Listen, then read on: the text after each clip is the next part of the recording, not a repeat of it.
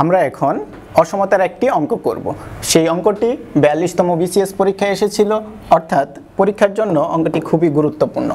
শুধুমাত্র বিসিএস পরীক্ষা না, এছাড়াও যত চাকরির পরীক্ষা আছে অথবা অ্যাডমিশন আছে, যে কোনো ধরনের পরীক্ষা অঙ্কটি খুবই গুরুত্বপূর্ণ। এখন দেখি আমরা সেই অঙ্কটি কি। এখানে দেখা যাচ্ছে যে একটা অসমতা দেওয়া আছে, সেটির সমাধান বের করতে বলা হয়েছে। অসমতার অঙ্ক অনেক সময় আমাদের মনে হয় অঙ্কটা খুব সহজ অথবা খুব ছোট, কিন্তু অঙ্কটা যখন আমরা করতে যাই দেখি আমরা আনসার মিলাতে পারি না, অথবা আমাদের অর্ধেক যাওয়ার পর অঙ্কটা আটকে যায়। চলো আমরা এই অঙ্কটা সমাধান করি। খেয়াল করে দেখো এখানে কি আছে। এখানে হচ্ছে x² - 3x - 10 এর মানটা কি হবে, সবসময় শূন্যের চাইতে বড় হবে। তাহলে আমরা কি করব, এখানে এটাকে আমরা মিডল ফ্যাক্টর করে নিব। দেখো মিডল ফ্যাক্টর করলে কি হয়, x² - 5x + 2x - 10 যা কি হবে, শূন্যের চাইতে বড় হবে। এখন এখানে যদি আমি x কমন নেই তাহলে কি থাকে, x - 5 এবং +2 কমন নিলে x - 5 যা শূন্যের চাইতে বড় হবে।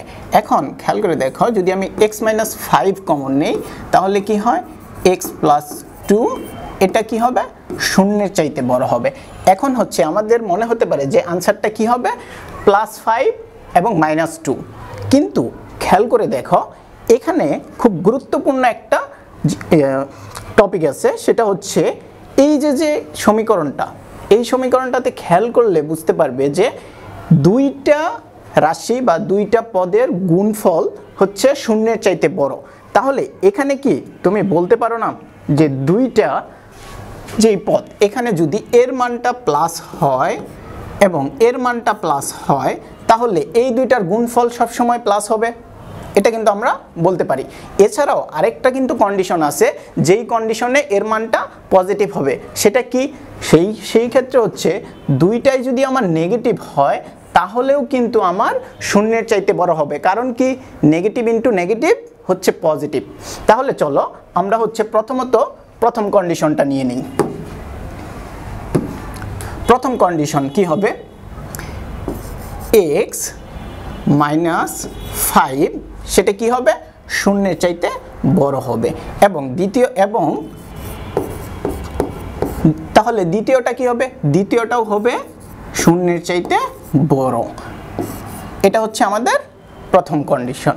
তাহলে এটাকে যদি আমি আরেকটা লাইন লিখি তাহলে কি হবে, দুই পাশে +5 দিলে এখানে +5 এবং দুই পাশে -2 দিলে হবে -2, এটা পেলাম।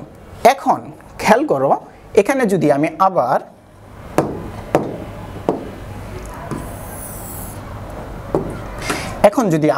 এই যে 2 নাম্বার, প্রথম তো আমি 1 নাম্বার কন্ডিশনটা ফিল আপ করলাম, এখন 2 নাম্বার কন্ডিশনটা চিন্তা করি। 2 নাম্বার কন্ডিশনটা যদি হয় তাহলে হবে x - 5 যেটা কি হবে, শূন্যের চাইতে ছোট হবে, তার মানে নেগেটিভ, এবং x + 2 সেটা কি হবে, শূন্যের চাইতে ছোট হবে, অর্থাৎ নেগেটিভ। এখন খেয়াল করে দেখো এখানে আমরা কি পাবো, +5 এবং -2। এখন তোমাদের কাছে কিন্তু 4টা সমীকরণ তুমি পেয়েছো। x এর মান কি হবে, 5 এর চাইতে বড় হবে, আবার x এর মান কত হবে, -2 এর চাইতে বড় হবে, আবার এখানে পেয়েছি কি x এর মান 5 এর চাইতে ছোট হবে এবং x এর মান -2 এর চাইতে ছোট হবে। এখন হচ্ছে আমাদের এই যে 4টা শর্ত পেলাম, অর্থাৎ 4টা কন্ডিশন পেলাম, এই 4টা কন্ডিশন আমাদের দেখতে হবে যে আসলে আমরা আনসারটা কত লিখব। এর জন্য আমাদের যেটা চিন্তা করতে হবে, এর জন্য আমাদের প্রথমত হচ্ছে সংখ্যা রেখা সম্পর্কে আমাদের একটা ধারণা থাকতে হবে। সংখ্যা রেখা কাকে বলে এটা কিন্তু আমরা আমাদের রেগুলার কোর্সে আমরা পড়েছি। চলো এখানে আমরা এই অঙ্কের ক্ষেত্রে খেয়াল করে দেখি। এটা হচ্ছে আমার সংখ্যা রেখা। সংখ্যা রেখায় আমি যদি এই বিন্দুটাকে 0 ধরে নেই তাহলে খেয়াল করে দেখো, যদি ধরে এটা হচ্ছে 1 -1, এটা -2, এটা -3, এটা -4, এটা -5, এভাবে চলতে থাকবে। এবং এই দিকে ধরো ওইটা 1, এটা 2, এটা 3, এটা 4, এটা 5 এবং আপ টু প্লাস ইনফিনিটি পর্যন্ত। দেখো এইদিকে আস্তে আস্তে কত পর্যন্ত আসবে, এদিকে আসবে মাইনাস ইনফিনিটি পর্যন্ত, এবং এদিকে আসবে কত, আপ টু প্লাস ইনফিনিটি পর্যন্ত। এখন হচ্ছে আমাদের সেই চারটা কন্ডিশনের এখানে আমরা ফিল আপ করবো। দেখো প্রথমটাতে কি বলা হয়েছিল, প্রথম কন্ডিশনটাতে 5-এর চাইতে বড় হবে। এখন খেয়াল করে দেখো 5-এর চাইতে বড় মানে কি, আমাদের এই দিকে চলে যাবে, 5-এর চাইতে বড় এদিকে চলে যাবে, এবং বলছে কি -2 এর চাইতে বড় হবে। দেখো এটা হচ্ছে -2, তো এখান থেকে বড় হলে মনে করো এই -2 থেকে 4 পর্যন্ত এরা কি 5-এর চাইতে বড় না, এরা কিন্তু 5-এর চাইতে বড় না, শুধুমাত্র এরা -2 এর চাইতে বড়। কিন্তু 5-এর চাইতে যারা বড় তারা কি -2 এর চাইতে বড়, তারা কিন্তু -2 এর চাইতেও বড়। তার মানে আমার শর্তটা শুরু হবে এই দুইটার, যদি আমি সামারিটা নিই, এই দুইটা শর্তের যদি সামারিটা নিই, তাহলে আমি বলতে পারি যে এটা হবে এই 5 থেকে এই যে প্লাস ইনফিনিটি পর্যন্ত, ঠিক আছে। কিন্তু আমি -2 থেকে কেন নিলাম না, কারণ -2 এর চাইতে বড়, বাট যেমন একটা 3, এই 3 কিন্তু 5-এর চাইতে বড় না। আমার কন্ডিশনটা কি ছিল, এবং এটাও হতে হবে এবং এটাও হতে হবে, তাহলে আমার 1 নম্বর শর্তটা ফিল আপ করবে। এখন দেখো 2 নম্বর শর্তটাতে আমরা যাই। 2 নম্বরটাতে কি বলা হয়েছে, 2 নম্বরটাতে বলা হয়েছে এই যে 5 আছে, এই কি করতে হবে, 5-এর চাইতে ছোট হতে হবে, অর্থাৎ এই যে এখান থেকে এই দিকে আসতে পারবে, নেগেটিভ দিকে আসবে, তাহলেই তো ছোট হবে। হ্যাঁ আমি মেনে নিলাম এটা হবে, এবং সাথে কি আছে, -2 এর চাইতেও ছোট হতে হবে, -2 এর চাইতেও ছোট হতে হবে। এখন খেয়াল করে দেখো তো এই যে 0 বা 1 এরা কি -2 এর চাইতে ছোট, এরা কিন্তু -2 এর চাইতে ছোট না।